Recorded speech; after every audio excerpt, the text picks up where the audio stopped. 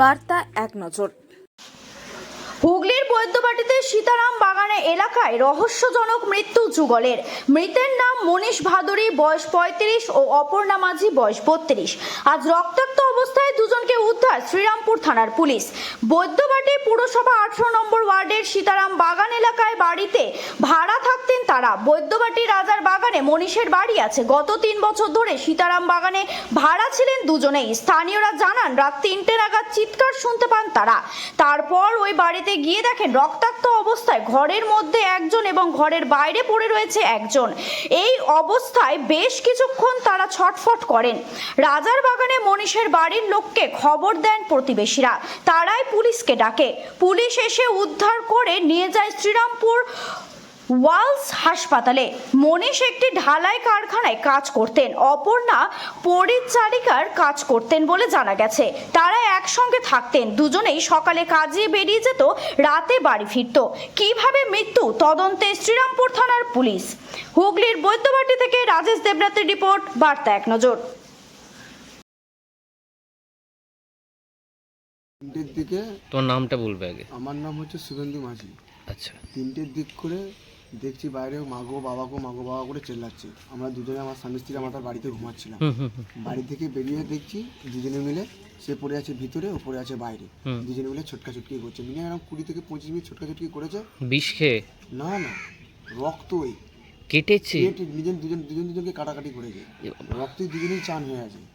আমরা আর ভয়তে গায়ে হাত দিতে পারছি না, যে গায়ে কি এক বালতি জল ঢালবো আর কী করবো, ভয়তে হাত দিতে পারছি না। দেখছি গোড়াগড়ি করে বাইরে পড়ে আছে। 15 থেকে 20 মিনিট পরে এরকম নড়াচড়া করেছে, তারপরেই ফুল স্টপ হয়ে গেছে। তারপরে দুজনেই কেউ নাই, নড়াচড়া দুটোই বন্ধ হয়ে গেছে। আচ্ছা, দুজনে যে আত্মহত্যা করলো, কোনো কি টাকা পয়সার গন্ডগোল বা আর্থিক সমস্যার জন্য? ওইটা স্যার সত্যি কথা বলতে, এটা রাত্রিবেলা কোনো আওয়াজ ফাওয়াজ ঝগড়াঝাটি ওদের কিচ্ছুই হয়নি। শুধু 3টের দিকে, 3:45 দিক করে এরকম শুধু বাবা গো মা গো এরকম চেল্লামিল্লি হয়েছে।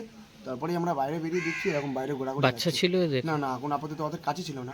আছে ওই রাজার বাগানে, ওদের কাছে ছিল না। ও দুজনেই ছিল স্বামী স্ত্রী। কখন বুঝতে পারলেন? এটা তখন বুঝতে পেরেছি যখন 3টে নাগাদ বেরোতেই আমরা বুঝতে পারছি বাইরে বেরিয়েছি। আপনি পাশের ঘরে থাকেন? হ্যাঁ, আমরা পাশের বাড়িতে থাকি, ভাড়ায় থাকি।